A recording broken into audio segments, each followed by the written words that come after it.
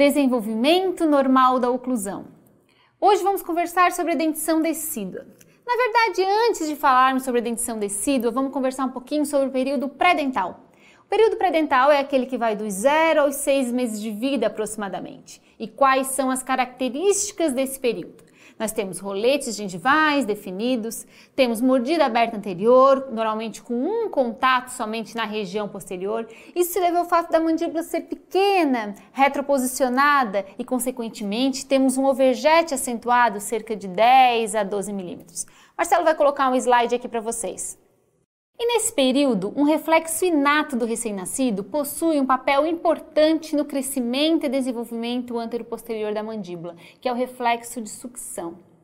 No período pré-dental, há uma sincondrose sinfisiana, uma sincondrose nessa região da sínfise, na linha média mandibular, que ela se fecha próximo aos 5, 6 meses. Normalmente, seu fechamento precede a irrupção dos incisivos inferiores descidos. E ela também contribui para esse crescimento mandibular acelerado nessa fase.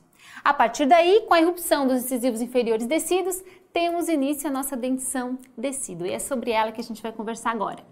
Sugiro a vocês que, como leitura complementar da aula de hoje, que baixem o artigo número 1 das nossas referências, que está aqui em anexo no roteiro do nosso curso. Para baixar esse artigo é bem fácil, tem um link ali que direciona para o site da revista. Ao clicar o link, você entra direto na revista, no site da Revista Brasileira de Ortodontia. E ali você procura pelo item Revisão. Ali é só clicar, baixar o arquivo e pronto. O texto fala das características de desenvolvimento da dentição decídua, é bastante completo e fica aí a dica da leitura.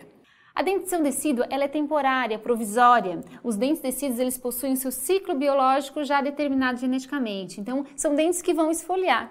Mas de qualquer forma possuem funções importantes para o desenvolvimento normal da oclusão.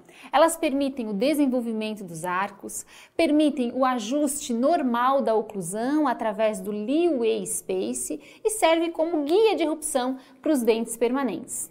E como se dá a cronologia de irrupção na dentição decídua? Se inicia por volta dos 6 meses de vida, normalmente com a irrupção dos incisivos centrais inferiores, e ela é concluída por volta dos 2 anos e meio, 3 anos de idade, com a irrupção dos segundos molares inferiores. Vou colocar um quadrinho aqui para vocês com essa cronologia de irrupção média, né? Na verdade, a gente sabe que a sequência de irrupção na dentição decídua, ela pode ser variável e não há grandes consequências para o desenvolvimento normal da oclusão. Diferente da dentição mista ou dentição permanente, onde a sequência de irrupção é importante e algumas vezes pode nos indicar a necessidade de intervenção.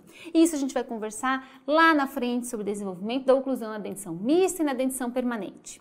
A irrupção dos dentes decíduos sofre influência hereditária, cerca de 20%, assim como influência de fatores ambientais, cerca de 18% a 20%. E não há processos morfológicos ou surtos de crescimento relacionados diretamente com os processos irruptivos da dentição decídua, diferente também do que acontece na dentição mista. E quais são as características da dentição decídua? Os dentes decíduos eles possuem implantação vertical nas suas bases ósseas. Vamos ali para o slide. Quando a gente observa uma dentição decídua de perfil, é possível observar que os incisivos centrais superiores e inferiores eles têm uma implantação vertical, ou seja, o ângulo interincisivo é elevado, diferente da dentição permanente. A consequência disso é que na dentição decídua não há formação de curva de Spee. A gente vai conversar um pouquinho sobre a característica da curva de Spee logo adiante. Em relação à inclinação dos dentes numa vista frontal, os dentes decíduos também possuem uma implantação vertical, diferente da dentição permanente, que normalmente possui uma inclinação ligeiramente paralingual, tanto nos superiores quanto nos inferiores, com características ligeiramente diferentes. Mas o fato é que na dentição decídua, essa implantação vertical faz com que não haja também a formação de uma curva de Wilson, que é responsável pela desoclusão em lateralidade. Vamos voltar aqui para o nosso slide e falar um pouquinho sobre a curva de Spee. A curva de Spee, ela tangencia a ponta de cúspides vestibulares dos dentes posteriores e borda incisal e é comum na dentição permanente. Sendo que ela pode ser mensurada por uma linha imaginária traçada entre a ponta de cúspide dos molares e caninos, e a gente consegue mensurar aproximadamente a curva de Spee, essa curvatura, né, que a gente observa na dentição permanente. De maneira geral, o objetivo do tratamento ortodôntico ou reabilitação é sempre um nivelamento da curva de Spee ou manter uma curva de Spee leve, né, não muito acentuada. E ela vai permitir a desoclusão posterior na guia protrusiva. Aqui no slide é possível observar a diferença entre a dentição permanente e a dentição decídua, onde não há presença da curva de Spee. E o mesmo ocorre com a curva de Wilson. Então vamos pensar um pouquinho lá em relação a essa curva de Wilson, que ela é responsável pela desoclusão em lateralidade. O canino inferior da dentição decídua, ele oclui no espaço primata do arco superior. A gente vai conversar sobre o espaço primata em seguida. E o canino superior, ele oclui no espaço primata com arco inferior, no arco inferior. Isso faz com que, na ausência de curva de Wilson, quando há a presença da parafunção, nós temos o contato de todos os dentes. É comum observar o desgaste acentuado na dentição decídua. Claro que a característica do dente, a característica anatômica e o conteúdo mineral também favorece esse desgaste no dente decíduo. Mas na presença da parafunção, a ausência da curva de Wilson vai permitir esse desgaste de caninos e molares decíduos. A relação transversa. Como se estabelece a relação transversa na dentição decídua? Muito semelhante à dentição permanente. A gente sabe que, tanto na dentição decídua quanto na dentição permanente, a relação entre o arco superior e inferior pode-se fazer uma analogia com uma relação de uma tampa e uma caixa. O arco maxilar ligeiramente maior que o arco mandibular. Na verdade, essa relação se estabelece por um mecanismo que a gente chama de mecanismo cone-funil. Vamos imaginar aqui a erupção do primeiro molarzinho superior decíduo e do primeiro molar inferior decíduo. Esse contato entre os dentes, ele é orientado pela fossa central do molar inferior e a cúspide palatina do molar superior. Vamos ouvir que a gente vai conseguir compreender isso um pouquinho melhor. Quando a gente observa esse processo eruptivo, a cúspide palatina do molar superior, ela busca um ponto de estabilidade e ela encontra essa estabilidade na fossa central do molar inferior. Quando a maxila e a mandíbula, elas são proporcionais em sua relação transversa, o seu tamanho, né? Essa relação é estabelecida e nós não temos uma mordida cruzada posterior, por exemplo. Agora, a partir do momento que a maxila é ligeiramente menor, é um pouquinho mais atrésica, quando há esse processo eruptivo e dos dentes superiores e inferiores, eles buscam um contato entre si e não encontram estabilidade. A cúspide palatina do molar superior, ela vai ao encontro da vertente na cúspide do molar inferior e não encontra a fossa central num primeiro momento. Isso faz com que haja um ajuste, uma inclinação dos dentes superiores e inferiores, normalmente até mais do superior do que do inferior. E qual a consequência disso? Nós não temos a presença da mordida cruzada posterior, mas nós temos uma atresia maxilar perceptível clinicamente. O diagnóstico dessa atresia, a gente pode conversar um pouquinho lá na frente nos procedimentos preventivos e interceptativos, quando que deveremos intervir ou encaminhar para ver se há necessidade de intervenção. O fato é que nesses casos nós temos a atresia maxilar e não temos a presença da mordida cruzada. Em outros casos, quando essa atresia é um pouquinho mais significativa e os dentes superiores e inferiores vão ao encontro um do outro, não há contato, os dentes buscam uma compensação. E aí a gente tem o estabelecimento de uma mordida cruzada posterior. A mandíbula se ajusta, normalmente há um desvio da linha média para o lado em que a mandíbula está cruzada, os dentes se inclinam e a gente tem uma posição de estabilidade entre os dentes. Por isso que a mordida cruzada posterior, ela não se autocorrige, porque essa relação oclusal, ela é estável. Então, sempre que houver o diagnóstico da mordida cruzada posterior, há necessidade de intervenção.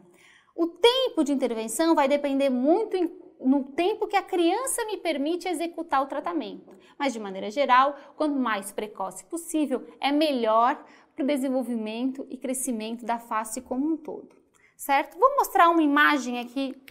Se a gente observar uma relação transversa na dentição decídua, é possível notar que é normal haver um gap aqui entre a vertente palatina da cúspide vestibular do molar superior e a face vestibular do molar inferior. Há esse gap, porque o ponto de estabilidade é cúspide palatina do superior na fossa central do inferior. Isso se dá pela própria anatomia do dente descido, diferente da anatomia da dentição permanente, onde esse gap não é visível e não é perceptível. Em relação à forma dos arcos. A forma dos arcos na dentição decídua, vamos lá para o nosso slide. De maneira geral, ela é semicircular, quando comparada com uma forma mais elipsoide na dentição permanente, né? Esse formato também se deve à própria quantidade de dentes na dentição decídua em relação à dentição permanente. E o overjet e o overbite? O que é comum na dentição decídua? O overjet, a gente quantifica ele através da distância entre a superfície vestibular do incisivo central superior e a superfície vestibular do incisivo central inferior, enquanto que o overbite é determinado pela distância entre as bordas incisais dos incisivos. O overjet na dentição decídua, ele é pouco expressivo, muitas vezes próximo a zero, entre 0 e 2 milímetros. E o overbite na dentição decídua, ele também, de maneira geral, não é muito significativo, mas ele é variável, tá? Podendo ser de 0,5 até 3 milímetros em média. É importante lembrar que, com a erupção dos primeiros molares descidos, há o primeiro levante da oclusão. E aí a gente tem uma relação de sobremordida de overbite estabelecida, que até então não é possível mensurar antes da erupção desses dentes posteriores. Diastemas. Os diastemas da dentição decídua, eles são favoráveis. Vou mostrar aqui uma lâmina da caixa guia para vocês. Na verdade, nós temos, de acordo com a classificação de Baum, dois tipos de arcos dentários, né? Tem um arco que tem mais diastemas na região anterior, e é um arco que a gente diz tipo 1, é um arco do tipo favorável para a erupção dos dentes permanentes, e nós temos o arco tipo 2, que é um arco desfavorável, que não há presença de diastemas. Importante lembrar que a presença ou não do diastemas não está associada com a presença de espaços primatas. Ou seja, um arco tipo 2 que não tem diastemas pode apresentar ou não espaços primatas. Vamos voltar aqui para o meu iPad. O espaço primata vai ser onde oclui os caninos. No arco inferior, ele vai ser localizado entre o canino inferior e o primeiro molar inferior. No arco superior, ele é onde oclui o canino inferior. Ele é entre incisivo lateral descido e entre canino superior. A presença de diastemas na dentição decídua, ela é favorável e alguns estudos tentam fazer uma analogia entre a presença desses diastemas e quantificar esses diastemas e a presença ou não de apinhamento na dentição permanente. Tem um estudo de 52 que fala que se o somatório desses diastemas for igual à largura do incisivo central inferior, o paciente não apresentará apinhamento na dentição permanente. De maneira geral, a gente sabe que acima, até 6 milímetros, de 6 acima, 6 milímetros de diastema na dentição decídua, não há problemas de espaço na dentição permanente. De 3 a 5, o prognóstico é bem favorável, é bem possível que não haja problema de espaço. Menor que 3 milímetros, a gente pode ter problemas de espaço na dentição permanente.